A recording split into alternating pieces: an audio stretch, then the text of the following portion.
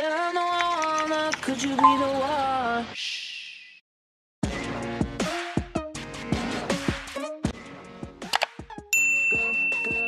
Okay, it's that time যখন আমার কোচিংয়ে মডেল টেস্ট শুরু হয়ে গেছে, হুইচ মিনস পরীক্ষা এখন অনেক কাছাকাছি।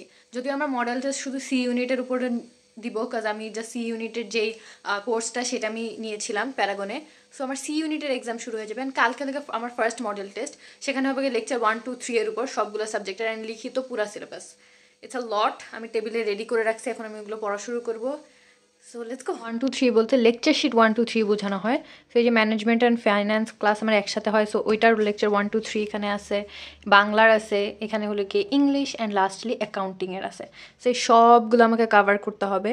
And one thing I want show you guys, যে এই লেকচার শিটে আমি যখন আমাদের ক্লাস হয় তখন ইনস্ট্যান্টলি আমি লেকচার শিটে কিন্তু নোট করে ফেলি। মানে আলাদাভাবে খাতায় নোট করার চেয়ে আমি প্রেফার করি যে আমি যে ওই লেকচার শিটটা দেওয়া আছে সেইখানে যে টপিকটা পড়ানো হচ্ছে তার পাশেই যদি তারা বলে এক্সট্রা কোনো নোট করতে, আমি ওটা কালার পেন দিয়ে এক্স্যাক্টলি ওই টাইমে ওই জিনিসটার পাশে আমার লেকচার শিটেই নোট করে ফেলি। সেই ক্ষেত্রে যেই জিনিসটা ইজি হয়, পড়ার সময় আমার বুঝতে অনেক বেশি সুবিধা হয়। আর আমার মনে হয় যে বেশি মেটেরিয়ালস নিয়ে বসলে আলটিমেটলি পড়া হয় না কিন্তু। বাট তুমি যখন কম মেটেরিয়ালস নিয়ে পড়বা, যেমন আমি জাস্ট একটা লেকচার শিট নিয়ে বসবো, এই লেকচার শিটের মধ্যে আমার যা যা রিভাইজ দেওয়া দরকার বা যা যা মনে রাখা দরকার বা রিকল করা দরকার সব এক জায়গায় কিন্তু আছে।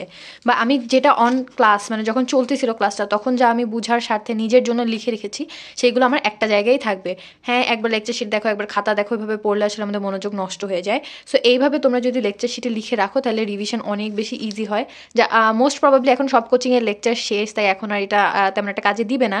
কিন্তু যারা আপকামিং আছো, মানে এইচএসসি 2025, তখন তোমরা যখন অ্যাডমিশন এক্সাম দিবা তখন তোমরা অবশ্যই এই জিনিসটা, যখন অ্যাডমিশন কোচিংয়ে ভর্তি হবে তখন এই জিনিসটা করতে পারো যে লেকচার শিটেই তোমাদের নোটগুলো বা ছোটো ছোটো যে কি পয়েন্টসগুলো তোমরা কিন্তু লিখে রাখতে পারো। সেক্ষেত্রে তোমরা যখন আবার একা বসে রিভিশন দিবা তোমার জিনিসগুলো রিকল করতে অনেক বেশি ইজি হবে। Messy here, but this is basically going to be a study challenge, কারণ you know what guys, I have to complete all this lecture sheets in like, এখন বাজে প্রায় 7টা, 8টা, 9টা, 10টা, 11টা, 12টার মধ্যে। অ্যান্ড দেন আমার আবার রিটেন প্র্যাকটিস করতে হবে। কালকে সকাল 8টায় আমার exam. My eyes are burning so bad, and আম্মু গেভ মি গরম কিনেছি ধোয়া ওঠা চা, ইটস রং চা, সো দ্যাট আমি ঘুমাই না পড়ি। দুধ চা খাইলে আমার অনেক বেশি বডিতে রিয়াকশন দেখা দেয়, since I am lactose intolerant. But anyways চা তো দরকার আছে, কাজ আদারওয়াইজ আমার ঘুম চলে আসবে একটু পরে। So yeah, stay with me for this challenge, and কালকে এক্সাম সহ পুরো ব্লগটা হবে। বেসিক্যালি আমি আমার মডেল টেস্টের জন্য যেভাবে পড়াশোনা করতেছি সেটা হলো কি লেকচার শিটে যা যা ইনফরমেশন আছে সবগুলো আমি একবার করে দেখতেছি, সাথে তার পাশে আমি যে নিজস্ব নোট করে রেখেছি বা পড়ানোর সময় ভাইয়া বা আপু যে কথাগুলো আমাদের বলেছে বা মনে রাখতে বলেছে, বা দেখা গেছে কোনো একটা স্পেসিফিক টপিকের সাথে তারা অন্য অন্য কিছু আলোচনা করেছে, সেগুলো সব কিছুই টুকিটাকি লেখা আছে যেমন আপনাদেরকে দেখালাম। তো সেগুলোই আমি হলো গিয়ে পড়ছিলাম। আর এখানে হলো গিয়ে আরও অনেক কিছু এমন ছিল যেগুলো আমার লেখা দরকার ছিল, তো আমি একটা মাইন্ড ম্যাপের মতো করে লিখেছি। মানে একটা টপিক নিয়েছি, তার আশেপাশে অ্যারো দিয়ে দিয়ে আমি হলো গিয়ে ওই টপিক সম্বন্ধে আমার কী কী মনে আছে সেই জিনিসগুলো হলো গিয়ে রাইট ডাউন করেছি।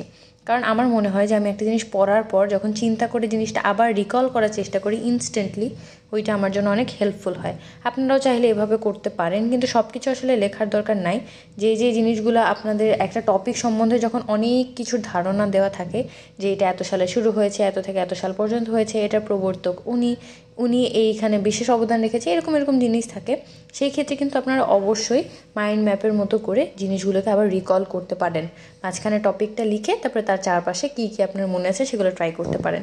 তারপর লেকচার শিটে যেই এমসিকিউগুলো ছিল বা প্র্যাকটিস কোয়েশ্চেন ছিল সেগুলো আমি সলভ করছিলাম, বিকজ অবভিয়াসলি কোয়েশ্চেন প্র্যাকটিস না করলে তো আর আমার বুঝতে পারবো না যে আমি কতটুকু পড়লাম বা না কি। ব্যাড নিউজ ইউ অল, এই একটা লেকচার শিট শেষ করতে, বাংলার 1 নম্বর লেকচার শিট শেষ করতে আমার 1 ঘন্টা লেগে গেছে।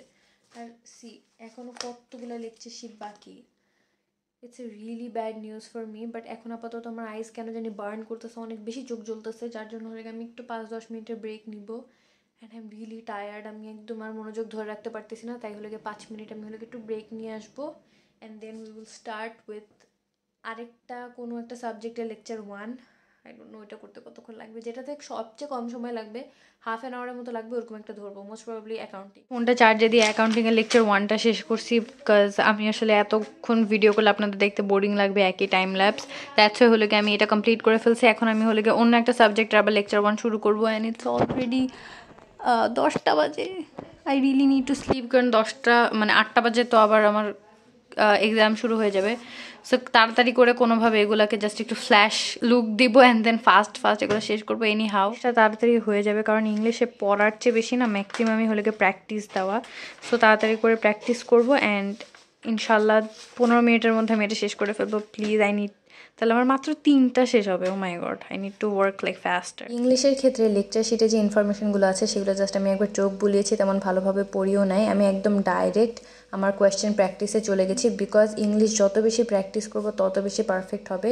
ইংলিশে আসলে নিয়ম ওইভাবে ধরে বেঁধে আসলে মনে রাখা একদমই সম্ভব না, তাই যত বেশি প্র্যাকটিস করা যাবে ইংলিশে তত বেশি ভালো করা যাবে, আমি পার্সোনালি বিলিভ করি। তো ফ্রিকিন হাংরি, যে এখন ভাত তো আগে খেয়ে ফেলছে, এখন হলে কি আম্মু আমাকে স্যুপ নুডলস বানাইছে, এটা খেয়ে দেন বাকি যা আছে সব শেষ করতে হবে। Any how let's see if we can do it or not. Ask me যে আমি সবগুলো লেকচার শিট শেষ করতে পারছি কিনা। অবভিয়াসলি শেষ করতে পারিনি, কারণ আমার একটা লেকচার শিট শেষ করতে আমার 1 থেকে 1.5 ঘন্টা লেগে গেছে। তো সবগুলা কমপ্লিট করা তো পসিবল হয় নাই, বাট বেসিক যতটুকু জানি ক্লাস করে যতটুকু মনে আছে ওইগুলো একবার মানে জাস্ট রিভিশন দিয়ে গেছি কোনোভাবে। তো ওইটার উপর ডিপেন্ড করে কালকে এক্সাম দিব। আর রিটেন আমি কিছুই পারি না, আমি একটা কোনো প্রিপারেশন নেই নাই।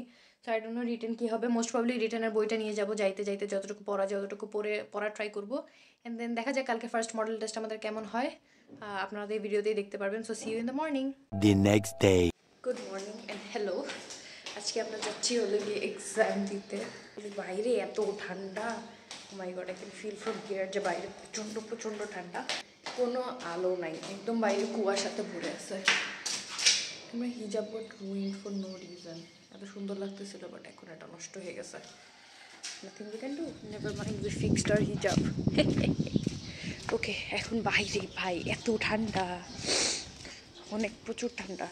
তো গ্রামের মতো অত কুয়াশা না, বাট ইউনো অনেক ঠান্ডা। 1 hour later. 1.5 ঘন্টার পরীক্ষা দিয়ে আমি বের হয়ে গেলাম 1 ঘন্টা 15 মিনিটে, মানে 15 মিনিট আগেই আমার পরীক্ষা শেষ। এমসিকিউটাও আমার তাড়াতাড়ি হয়ে গেছিলো, রিটেনটাও তাড়াতাড়ি হয়ে গেছে। কারণ আমার কথা হলো আমরা যা পারি তা একবারই পেরে যাব, তার জন্য আমাদের তো সময় নষ্ট করতে হবে না। যেমন যেটা পারার সেটা আমরা 10-15 সেকেন্ডেই পেরে যাব।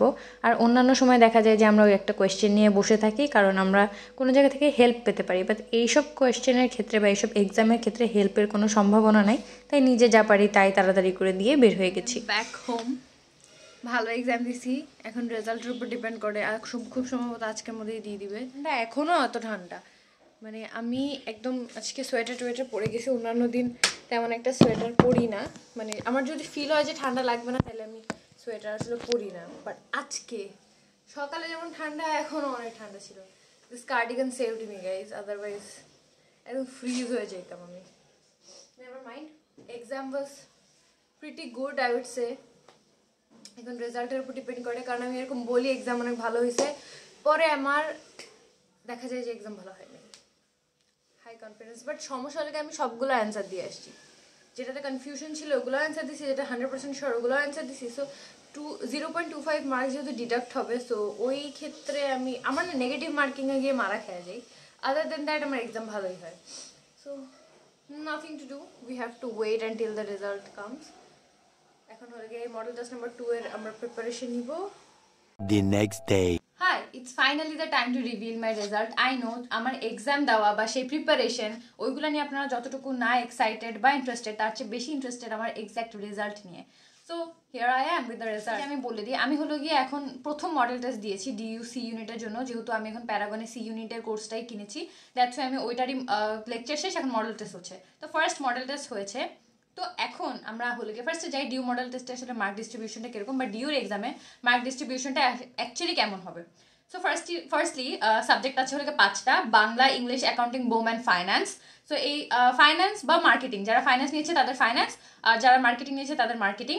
আপনাদের ফাইন্যান্স বা মার্কেটিং দুইটার মধ্যে একটা দাগাতে হয়, তো আমি ফাইন্যান্স চুজ করেছি। সো এই 5টা সাবজেক্ট থেকে হলে গিয়ে এমসিকিউ আসে 12 মার্ক করে 60টা, যার জন্য টাইম থাকে হলে গিয়ে 45 মিনিটস। আর আমাদের সি ইউনিটে রিটেনও আছে ডিউতে, সেখানে হলো গিয়ে ট্রান্সলেশন আসে বাংলা টু ইংলিশ, ট্রান্সলেশন আসে ইংলিশ টু বাংলা, তারপরে বাক্য শুদ্ধিকরণ আসে, আর এরর আইডেন্টিফিকেশন আসে। এই 4টাই হলো গিয়ে 4 মার্ক করে থাকে।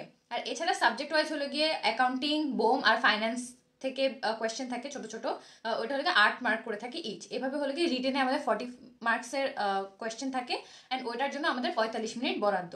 So now coming to the result, actually আমার পজিশন কি বা আমি কত মার্ক পেয়েছি সেগুলো আমরা এখন দেখবো। আর সাইডে আমি হলে একটা স্ক্রিনশট অ্যাটাচ করে দিব না আমার রেজাল্টের যেই পিডিএফ দিয়েছিল সেখান থেকে। আর আমি অবশ্যই রোলগুলো কিন্তু হাইড করে দিব। আর আপনাদের যদি মনে হয় যে হ্যাঁ রোল হাইড করে দিয়েছে মানে শি ইজ লাইং, একটা জিনিস মাথায় রেখেন যে আপনাদের কাছে মিথ্যা কথা বা সত্য কথা বলে আলটিমেটলি আমার কোনো লাভ নাই। কারণ এক্স্যাক্ট জিনিস যেটা যার জন্য হলে আমি এত কষ্ট করছি সেটা হলে ডিউতে চান্স পাওয়া, সেটা যদি না হয় তাহলে আর কিছু করার নেই। সো এইখানে আমি ভালো করতেছি না খারাপ করতেছি সেটা আসলে তেমন একটা ম্যাটার করে না, বাট অনেক ক্ষেত্রে আবার ম্যাটার করেও। কারণ এইসব এক্সামে যারা ভালো করে দেখা যায় ফার্স্ট সেকেন্ড থার্ড বা ফার্স্ট 10 জনের মধ্যে সেই পজিশন ধরে রাখতে পারে, তারা দেখা যায় কোনো না কোনোভাবে ডিউতে বা যে কোনো পাবলিক ইউনিভার্সিটিতে চান্স পেয়ে যায়। অনেকে তো এমন আছে যারা ফার্স্ট সেকেন্ড থার্ডের মধ্যে থাকে, তারা সব পাবলিক ইউনিভার্সিটিতে চান্স পেয়ে যায়। সো এনিওয়েজ, তো result of model test number 1 C ইউনিটের আমার পজিশন আসছে হলে গিয়ে 64th। Not good not bad, I am satisfied first হিসেবে। তো বাংলায় হলো গিয়ে 12 মার্কের মধ্যে আমি পেয়েছি 10 মার্ক, ইংলিশে 12 মার্কের মধ্যে পেয়েছি 7.5 মার্ক উইচ ইজ 7.5 মার্কস, অ্যাকাউন্টিংয়ে আমি 12-র মধ্যে 8.5 মার্ক পেয়েছি উইচ ইজ 8.5 মার্কস, বোমে পেয়েছি হলো গিয়ে আমি 12-র মধ্যে 9.75 মার্কস, আর ফাইন্যান্সেও আমি 12-র মধ্যে 9.75 মার্কস পেয়েছি। তো টোটাল এমসিকিউতে আমি মার্ক পেয়েছি হলো গিয়ে 45.50 আউট অফ 60। 45 মিনিটের একটু আগে মনে হয় 2-3 মিনিট আগে আমার হয়ে গেছিলো। অ্যান্ড ওয়ান থিং, আমি কিন্তু সবগুলো দাগায় আসছি যার জন্য হলে গিয়ে একটু ঝামেলা হয়েছে, but it's fine I guess. তো তারপরে হলো কি রিটেনে তো আলাদা আলাদা করে বলার কিছু নাই, বাট রিটেনে আমি ইন টোটাল 40-এর মধ্যে পেয়েছি হলে গিয়ে 34, একদম ইভেন। টোটাল অবটেন্ড মার্ক হলো গিয়ে আমার 79.50 আউট অফ 100। তো এই তো নেক্সট ডে হলো গিয়ে আমাদের আরও ভালো করতে হবে। এই পজিশন বা এই রেজাল্ট ম্যাটার করে না, আবার করেও, কারণ যারা বললাম যে যারা ভালো করে তারা আলটিমেটলি ঘুরে ফিরে কিন্তু পাবলিক ইউনিভার্সিটিতে চান্স পেয়ে যায়। তো ইনশাল্লাহ দেখা যায়। তো এটা মাত্র প্রথম মডেল টেস্ট ছিল, আরও 12টা না 14টা মডেল টেস্ট বাকি আছে। আমি চেষ্টা করবো সবগুলোরই প্রিপারেশন এক্সামের রেজাল্ট আপনাদের সাথে শেয়ার করবো, সো দ্যাট আপনারা বুঝতে পারেন ডিউর এক্সামের আগে দিয়ে আমার কতটুকু উন্নতি বা অবনতি হচ্ছে। So anyways, thank you very much for watching today's video. I really hope you enjoyed it and you found this video helpful. See you in my next video. Until then, Allah Hafiz and stay safe, stay happy.